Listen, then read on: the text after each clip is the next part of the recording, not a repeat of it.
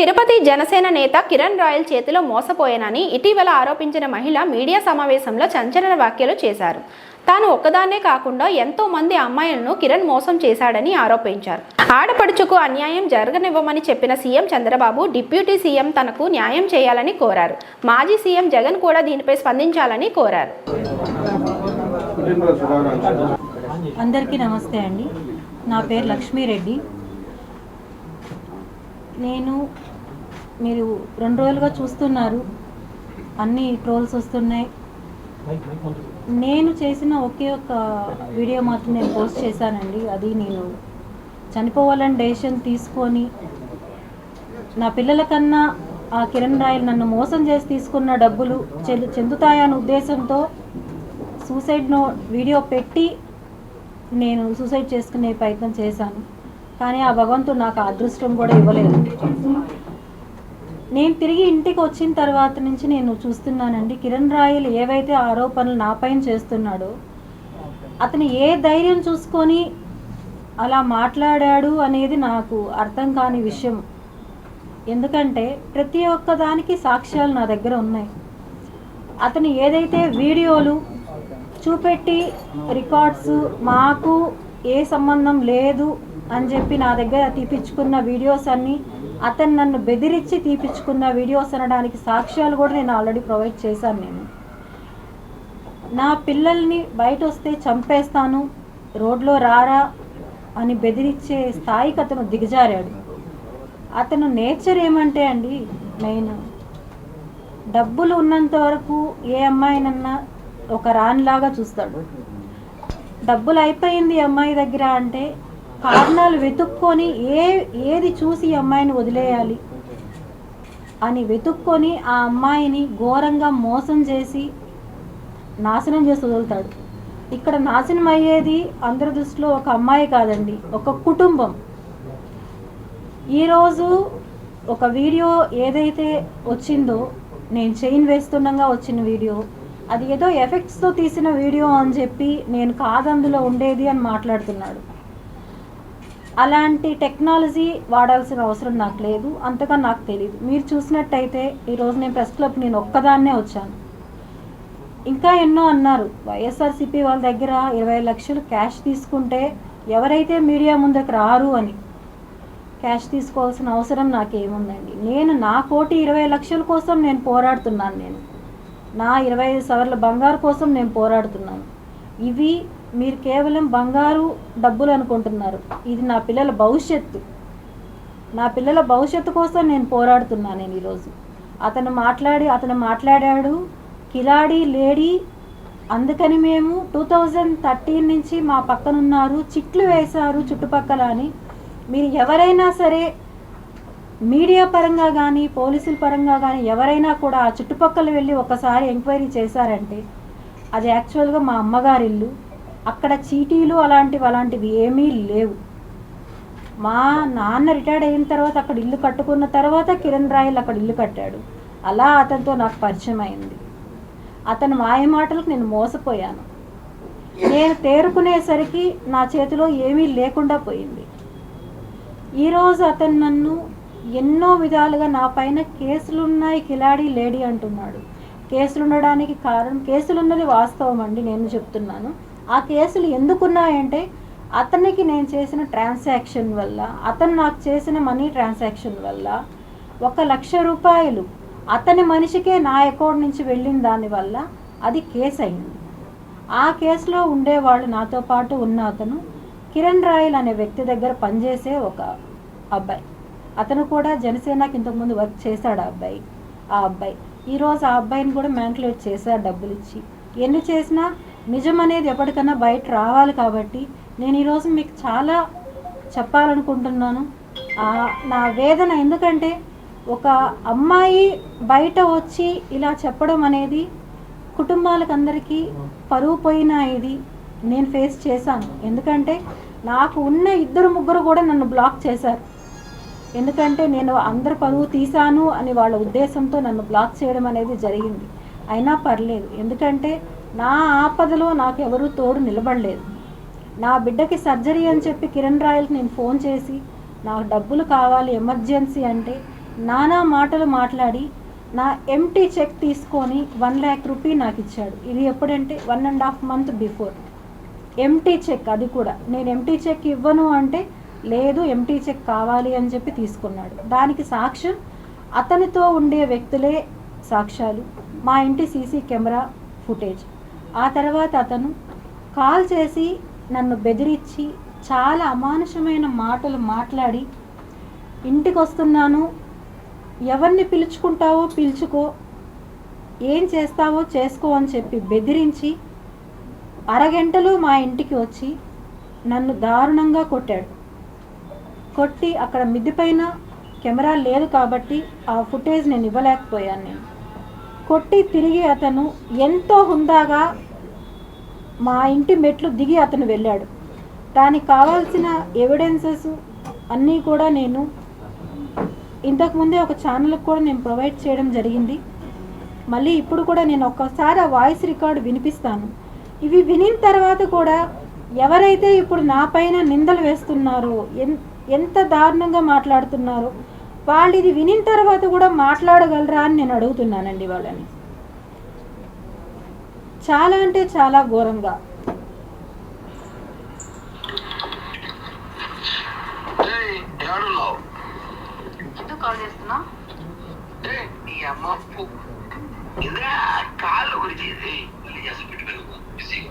ఒకసారి డేట్ కూడా నోట్ చేసుకోండి, 27th.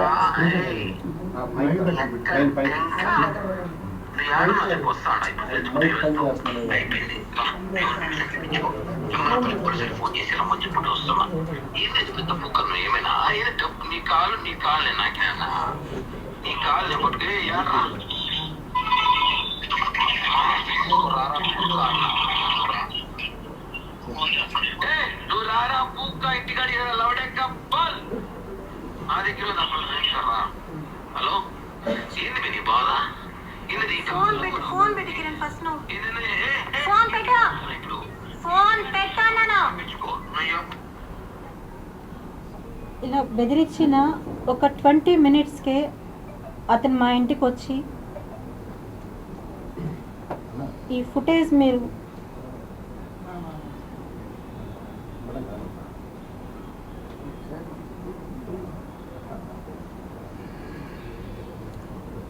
ఇది మీకు కనిపిస్తుందో లేదో, వచ్చి మా కింద డోర్ నాక్ చేసి మా పెద్ద అబ్బాయిని నేను ఎక్కడున్నానని అడిగి, నేను మిద్దె పైన ఉన్నాను అని చెప్పి బాబు చెప్పడంతో, అంటే మా పిల్లోళ్ళకి తెలియదు తనకి నాకు గొడవలు అవుతున్నాయి అప్పుడు అని చెప్పి నేను చెప్పలేదు వాళ్ళకి. పెద్ద అబ్బాయి కింద ఉన్నాడు, చిన్న అబ్బాయి నాతో పైన ఉన్నాడు. అయిన వెంటనే వచ్చి నన్ను దారుణంగా కొట్టి తిరిగి అతను ఎంతో హుందాగా వెళ్ళిపోయాడు. అతను ఆ రోజు చెప్పినట్టు అడిగాడు, నాకు చెప్పాడు, ఏ పోలీసులు పిలుచుకుంటావో పిలుచుకో, ఎవరు వస్తారో రాని నేను చూసుకుంటాను అన్నాడు. ఏం చెయ్యలేరు నేను ఎవరొచ్చినాను.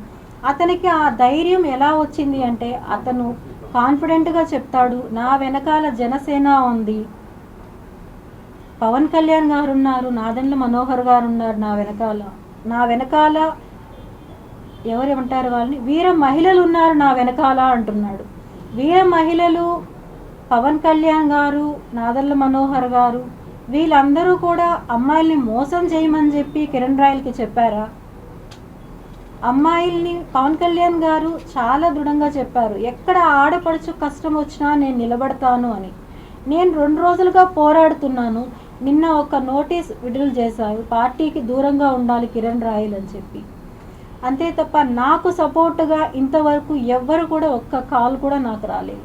అతను నన్ను ఇంత ఘోరంగా మాట్లాడుతున్నాడు, అవమానిస్తున్నాడు, ప్రాణహాని ఉంది, నా బిడ్డల్ని చంపేస్తానని బెదిరిస్తున్నాడు, రోడ్లో వెళ్తే యాక్సిడెంట్ చేపి చంపేస్తానంటున్నాడు.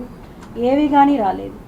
ఇంకొకటి, అతను చాలా ఒక మీడియాతో, ఆ మీడియా ఏదో కూడా నాకు తెలియదు, చెప్పాడు, చూపెట్టి ఇలా బాండ్స్ చేతిలో పెట్టి చూపించేసి లాక్కొని తీసుకునేశాడు. మీరు గమనించారో లేదో బాండ్స్ అన్ని. ఇది దాని జిరాక్స్ కాపీస్.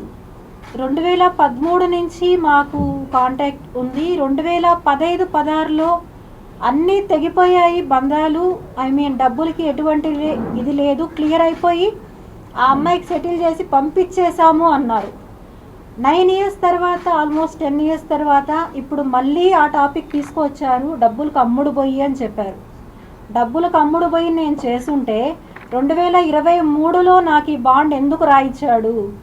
తాను స్వహస్తాలతో మీరందరూ చూసుంటారు. అతను నాకు డబ్బులు ఇస్తున్నాడు, నేను తీసుకుంటున్నాను, వీడియో నేను ఇచ్చాను, తెలియకుండా నా మనుషుల దగ్గర వీడియో తీపిచ్చాను. ఆంధ్రజ్యోతి పేపర్లో డేట్ చూడండి అన్నాడు. 2023 డేట్. 2023లో నాకు అతను ఎందుకని ఇవ్వాల్సి వచ్చింది? ఇది ఏ ప్రెస్ వాళ్ళన్నా అడిగారా? ఏ పొలిటికల్ వాళ్ళైనా అడగగలిగారా? లేదు. ఎందుకని? పార్టీ ఇప్పుడు వాళ్ళది ఉందని అంటున్నారా? ఎందుకని? ఒక మహిళకు అన్యాయం జరుగుతుంటే ఎవరూ సపోర్ట్ రాకుండా నాకు న్యాయం ఎవరూ చేయలేకపోతున్నారు. అతను మాట్లాడే మాటలకి అందరూ వెనకాలండి కామెంట్స్ చేస్తున్నారు, నన్ను తప్పుగా మాట్లాడుతున్నారు. నేను చేసిన తప్పు, అతన్ని నమ్మడం నేను చేసిన తప్పు. నేను అందరి ముందు నేను ఒప్పుకుంటున్నాను, నేను అతను నమ్మడం నేను చేసిన తప్పు. 2015లో క్లియర్ అయిపోయిందని చెప్పిన అతను ఎందుకు ఇవ్విచ్చాడు? ఎందుకు 2025కి 26కి నాకు 2 చెక్స్ ఇవ్వడం జరిగింది? ఎందుకని ఇచ్చాడు నాకు ఇవి? లావాదేవీలు లేవు అని చెప్పాడు ఆర్థికంగా. ఎందుకు జరిగాయి ఇవి? 2015లోనే ముగిసిపోయి ఉంటే 2023న 2022 ఈ వీడియో మీరైతే చూసారంటే నేను అతను నా పిల్లలతో సహా మేము బయట ఉన్నప్పుడు ప్రెస్ మీటింగ్లో ఈ మొబైల్తోనే షూట్ చేయబడిన వీడియో ఇది. అతను ప్రెస్ వాళ్ళతో మాట్లాడుతున్నాగా నేను తీసిన వీడియో ఇది. కావాలంటే మీరు నా మొబైల్ చెక్ చేసుకోవచ్చు, ఇందులో నుంచి తీసామా లేదా అనేది కూడా మీరు చెక్ చేసుకోవచ్చు. అలాంటప్పుడు అతను 2022లో కూడా ఎందుకు నాతో కాంటాక్ట్లో ఉన్నాడు? అతను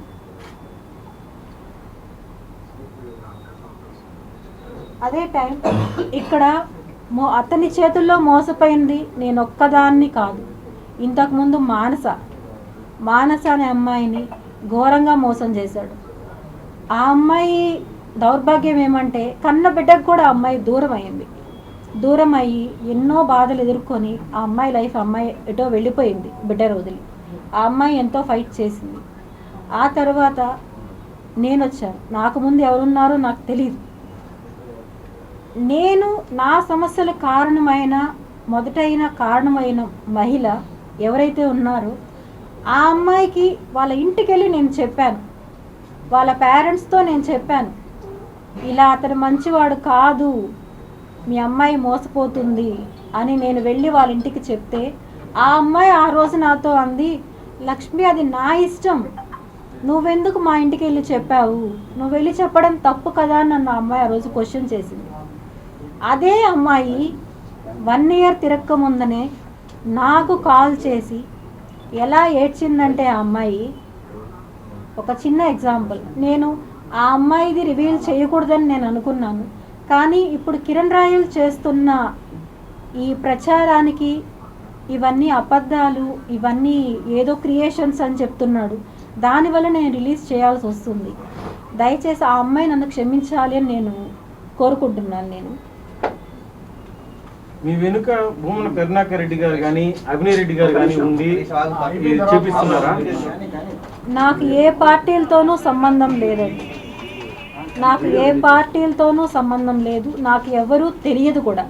నేను ఎవరితో మాట్లాడాలని నేను అనుకోవట్లేదు. నేను ఒంటరిగా పోరాటం చేస్తున్నాను. ఒంటరి పోరాటం చేస్తూనే అడుగుతున్నాను. నేను ఎక్కడ ఆడపడుచున్నా నిలబడతానన్న పవన్ కళ్యాణ్ గారిని, జగన్మోహన్ రెడ్డి గారిని, చంద్రబాబు నాయుడిని ముగ్గురిని అడుగుతున్నాను. నేను నాకు న్యాయం జరిగేలాగా చెయ్యండి, నాకు అండగా నిలబడండి.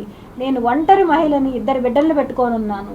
నాకు ఎప్పుడు ఏం జరుగుతుందో తెలియదు. అతను ఎవరిని పంపించి నన్ను చంపిస్తాడో నాకు తెలియదు. నేను చనిపోయినా కూడా, నన్ను అతను చంపేసినా కూడా నా బిడ్డలకి న్యాయం జరిగేలాగా చెయ్యాలని చెప్పి చేతులెత్తి నేను అర్థిస్తున్నా. నేను అందరినీ నేను దయచేసి 3 రాజకీయాల్లో ఎవరైనా సరే నాకు న్యాయం జరిగేలా చేయండి. ప్రజలు చేస్తారా, అది పోలీసులు చేస్తారా, మీడియా చేస్తారా అనేది కాదు, నాకు న్యాయం జరిగేలాగా చేయాలని చెప్పి నేను అందరినీ అర్థిస్తున్నాను. నేను అలాగే ఇలాంటి నీచుడిని మాత్రం దయచేసి వదలొద్దండి అని చెప్పి కూడా చెప్తున్నా. ఇంకా ఎంతమంది జీవితాలు నాశనం చేస్తాడు ఇలాంటి వాళ్ళు.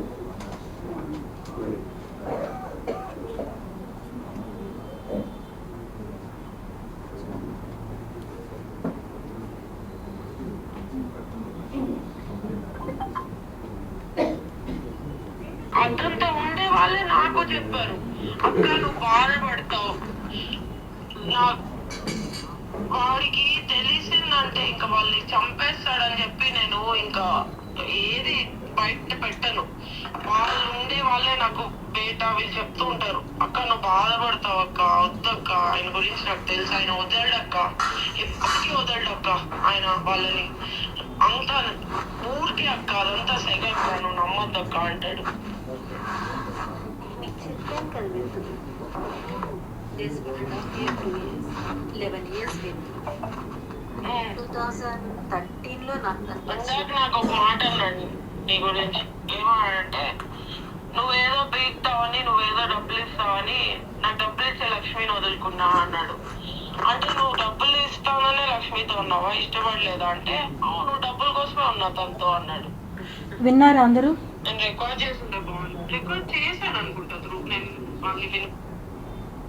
డబ్బుల కోసమే లక్ష్మితో ఉన్నాను, నువ్వేదో ఇస్తావు అని చెప్పి నీతో ఉన్నాను, నీ వల్ల నేను లక్ష్మిని వదులుకున్నాను అని చెప్పి ఆ అమ్మాయితో ఓపెన్గా మాట్లాడాడు. అది నాకు ఆ అమ్మాయే స్వయంగా చెప్పింది. ఆ తర్వాత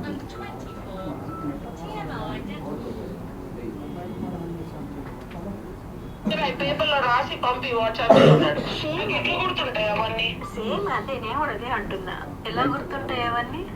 ఓన్లీ నేను క్యాష్ పరంగా ఇచ్చింది మాత్రం ఇస్తాడంట తిరిగి.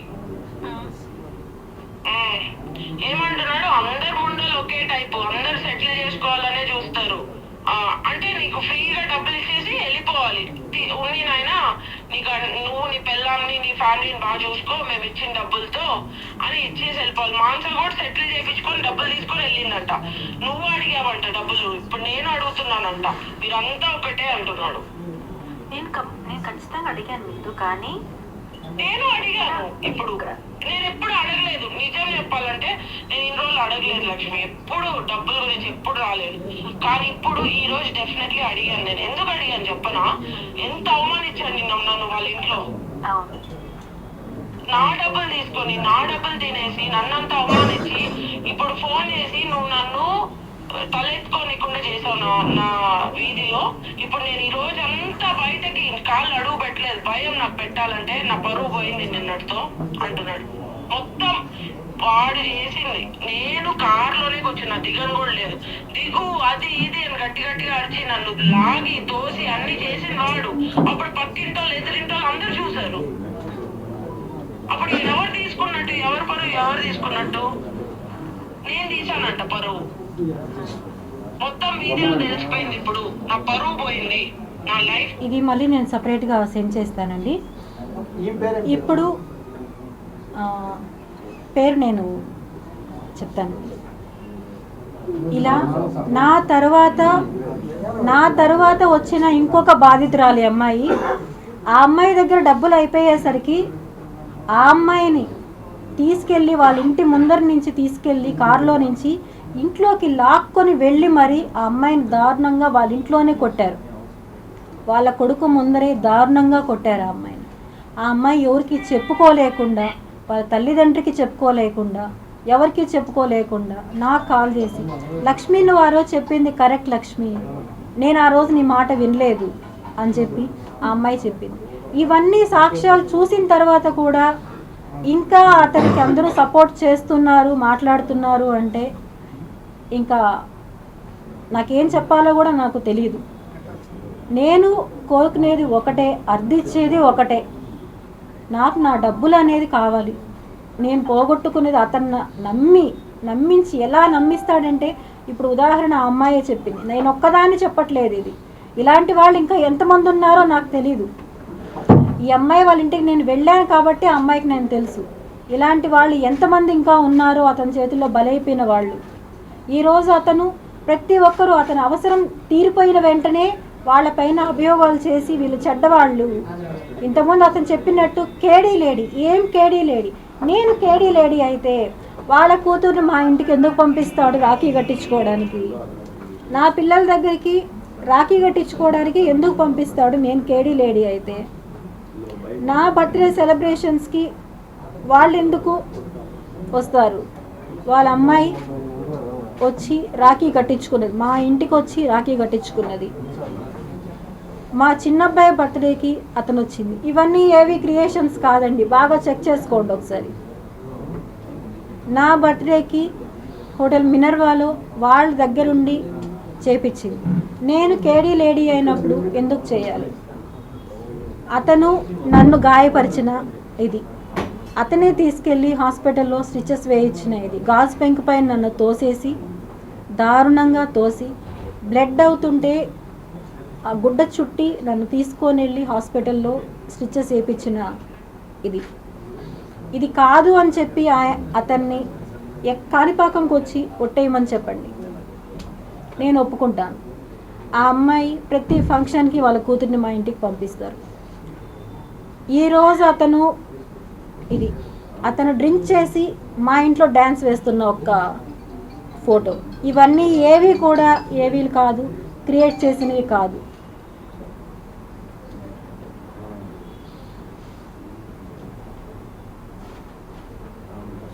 ఇది అతని బర్త్డే రోజు మా ఇంట్లో నేను సెలబ్రేట్ చేసిన ఫోటో. ఆధారాలు బయట పెట్టాలి అంటే అతను ఒక్క నిమిషం కూడా ప్రాణాలతో ఉండలేడు. అన్ని ఆధారాలు నా దగ్గర ఉన్నాయి అతనివి. అతను చేసే దుర్మార్గాలు ఎలా అయితే మోసం చేశాడు అని నేను మీకు ఇప్పుడు కొన్ని మాత్రమే చూపెట్టాను. ఇవి అన్నీ కూడా నేను అతనికి ఇచ్చిన డబ్బులు ఎంతైతే ఉన్నాయో అవన్నీ కూడా అతనితో ఉన్న సన్నిహితులకి, వాళ్ళ పొలిటికల్లో ఉండే తిరుపతి నేతలకి చాలామందికి తెలుసు. వాళ్ళు వచ్చి నేను వాళ్ళ పేర్లు చెప్పానంటే వాళ్ళు వచ్చి నేను ఇవ్వలేదు అని కాణిపాకంలో వచ్చి ఒట్టేశారంటే నేను ఇది ఇక్కడితో వదిలేస్తాను. నేను ఓపెన్గా చెప్తున్నాను. అతని సన్నిహితులు, అతనితో ఉండేవాళ్ళు, అతనైనా సరే ఎవరైనా సరే వచ్చి ఒట్టేయమని చెప్పండి, నేను వదిలేస్తాను. అంతేగాని నోటికి వచ్చినట్టు ఆడది ఒంటరి ఆడది ఏమీ చెయ్యలేదు, ఏం చేసినా చెల్లుతుంది అని చెప్పి నాలాంటి వాళ్ళని మోసం చేసి ఇలా చేయడం మాత్రం భావ్యం కాదు అతనికి. అన్నీ చేసి నన్ను అంటున్నాడు, పుట్టగతులు లేకుండా పోతావు నువ్వు, నీ పిల్లలు ఇప్పటికే నాశనం అయిపోయారు, ఇంకా నాశనం అయిపోతారు అని చెప్పి ఘోరంగా మాట్లాడుతున్నాడు. మీరన్నీ విడి ఉంటారు. ఒక ఉమెన్ని, అతని కోసం అన్ని చేసిన ఒక ఉమెన్ని అతను మాట్లాడిన తీరు ఎలా ఉందనేది మీరు చూసుని ఉంటారు. ఎంత దారుణంగా మాట్లాడాడు అతను, ఆ మాటలు, ఆ మాట తీరు.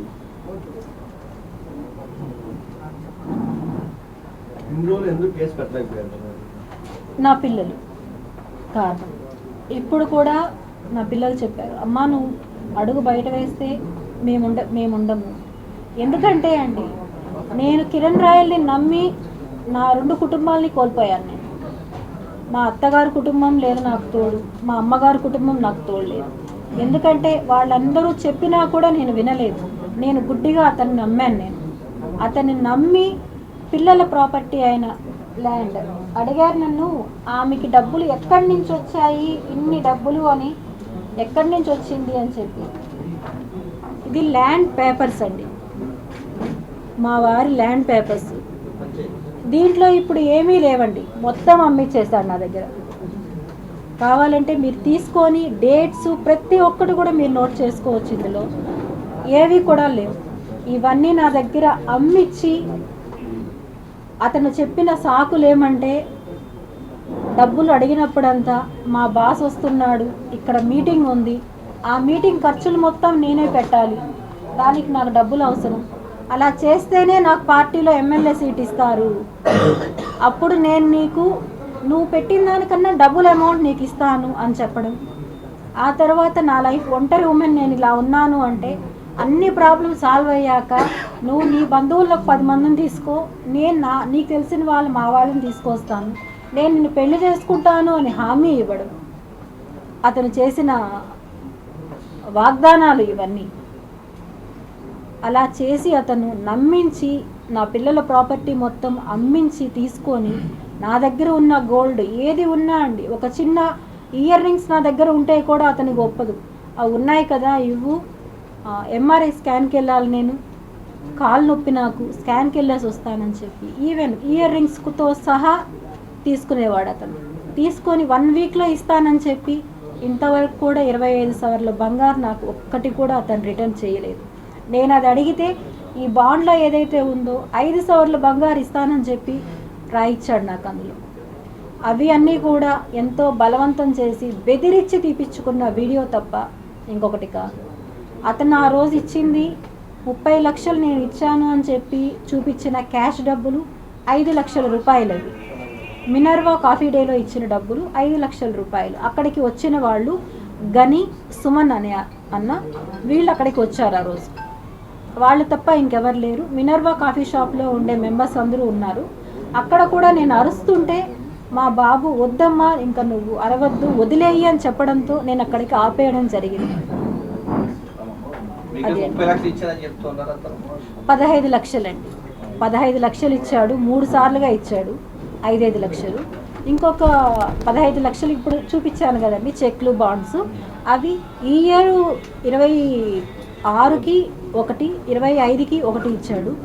అది కూడా ఇచ్చినప్పుడు ఏం చెప్పాడంటే మా అబ్బాయితో, ఇవి నేను ఊరికే శాంపుల్కి ఇస్తున్నాను, ఎలక్షన్ అయిపోతూనే నాకు 3 నెలల్లో చాలా డబ్బులు వస్తానే మీ అమ్మ ఇచ్చిన దానికన్నా డబుల్ అమౌంట్ నేను ఇస్తాను అని చెప్పాడు.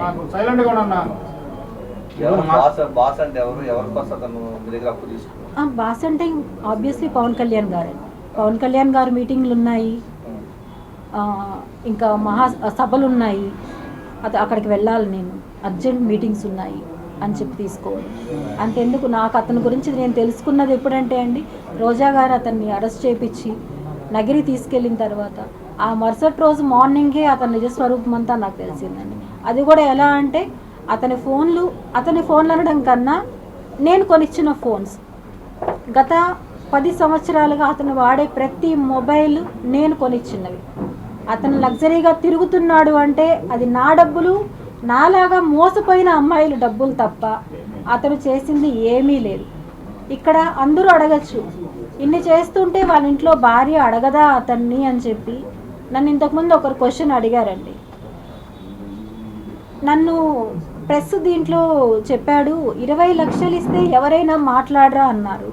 అదేవిధంగా వాళ్ళ భార్యకు కూడా డబ్బులు తెచ్చిస్తే ఎవరి కాపురమన్నా కూల్చేయచ్చు అనే ఒక్క మెంటాలిటీ ఉన్న ఉమెన్ ఉంటే ఎంతమంది ఆడవాళ్ళ జీవితాలు నాశనం అవుతాయో ఉదాహరణ ఇది.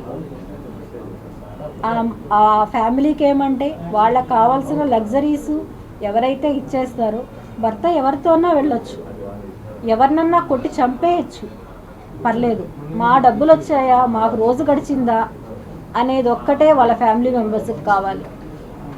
ఇక్కడ ఎవరు కిలాడి అనేది మీకు క్లియర్గా ఇంకా అర్థం కాకపోతే చెప్పండి, నేను ఇంకా కావాలంటే కూడా క్లారిఫికేషన్స్ మీకు నేను ఇస్తాను.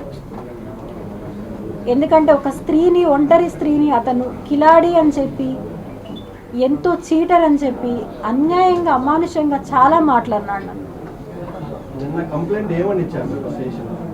నేను ఇచ్చానండి, నా డబ్బులు నాకు బ్యాక్ రావాలని ఇచ్చాను, నా పిల్లలకి థ్రెట్ ఉందని ఇచ్చాను, నన్ను ఘోరంగా మోసం చేశాడు. నేను ఇప్పుడు ఏవైతే చెప్తున్నానో అవే ఇచ్చాను. నేను, నాకు మెయిన్ థ్రెట్ ఉంది, నా పిల్లల్ని నేను సేవ్ చేసుకోవాలి, నా పిల్లల్ని బెదిరిస్తున్నారు. నా పిల్లలది, నా బాబుది ఒకటి ఆడియో రికార్డ్ ఒకటి విడుదల చేశాడండి.